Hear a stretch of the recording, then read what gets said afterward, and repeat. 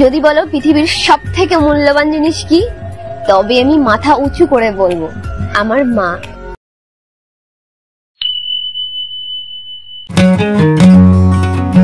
Hello guys, welcome back to my channel sweeties official. আরও একবার welcome সবাই কেমন আছো? আশা করছি ভালো আছো। আমিও ভীষণ ভালো আছি।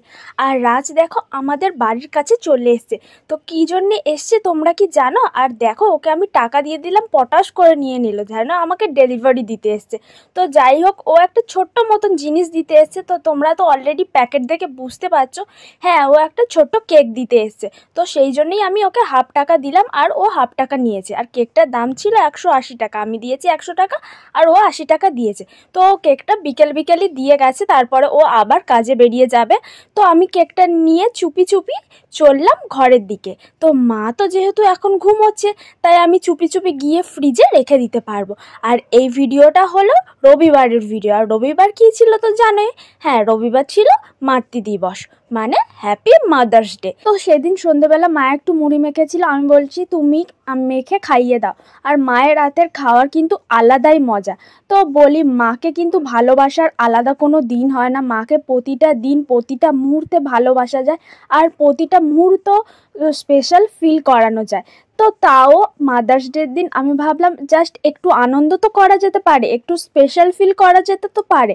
তো সেই জন্যেই নিয়ে চলে এসেছি। দেখতে পাচ্ছ ছোট করে একটা কেক, আর কেকটা কিন্তু বেশ সুন্দর, দেখতেই পাচ্ছ। তো তখন বাজে রাত 11টা, রাজের আসতে একটু লেট হয়ে গেছে। তো আমি বলেছিলাম রাজ তুই আসলেই কিন্তু সবাই মিলে একসাথে এই মা কেকটা কাটবে। তো মায়ের দেখছো হাই তুলে একবারে অবস্থা খারাপ, মানে খুবই ঘুম পেয়েছে। তো চলো আমরা এখন মাদার্স ডের একটু ছোট্ট করে আনন্দ করছি, আর কিছুই না, কারণ প্রতিটা দিনই এইভাবে আনন্দ করা যায়। তাও আজকে দিনটা একটু আনন্দ করলাম, রবিবার ছিল, বেশ ছুটির দিন ছিল। তো বল হ্যাপি মাদার্স ডে।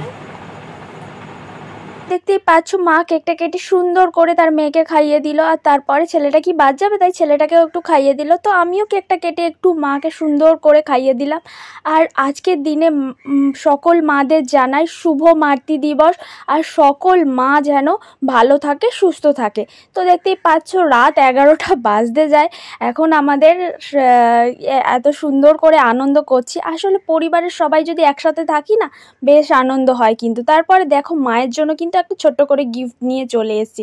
দেখো মাকে আমি মাঝে গিফট করি, তো ভাবলাম আজকেও একটু কিছু গিফট করি। আর আরেকজন দেখো সেও কিন্তু গিফট এনেছে, দেখতে পাচ্ছ।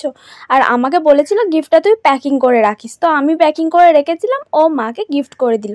তো চলো মায়ের জন্য ছোট করে একটা উপহার এনেছি, চলো দেখে নাও। আর দেখো একটু সুন্দর করে লিখেছি, লেখাটা কেমন হয়েছে জানিও। চলো মা গিফটগুলো খুলছে, তোমরা দেখতে থাকো। এখন গিফট খুলছে, ছোট্ট করে একটা উপহার দিয়েছে। আমি বললাম এক্ষুনি খুলে নাও, বেশিক্ষণ লাগবে না, টেনেই খোলা যাবে। দেখো রাজ কি দিয়েছে দেখো মাকে। ও বাবা, ভালো জিনিস দিয়েছে, যেটা শেষ হয়ে গেছিলো, তাই তো দেখাবে তো। পছন্দ হয়েছে? হ্যাঁ চলো আমি কি দিয়েছি দেখো। খুলতে পারছে না, মার খুলতে অসুবিধা হচ্ছে, যারা একটু সাহায্য করে। খুলে ফেলেছে, আমাকে আর করতে হয়, এ টেনেছে আবার। দেখো এই দেখো দুটো নীল পলিশ দিয়েছি, পরবে। আর একটা এই জিনিসটা এবার খুলতে একটু হবে। দেখো প্যাকিংটার অবস্থা, প্যাকিং করতেই সময় লাগে জানো তো। চলো মাকে কি গিফট দিয়েছি চলো দেখে নাও একবার। হ্যাঁ এখনও প্যাকিং খোলা বাকি। এই দেখো খুলে ফেলেছে, কি আছে বলো তো? হার নাকি ঠিক বুঝতে পারে বোধ হয়। খোলো ওটা, নাল দেখবে কী করে মানুষ।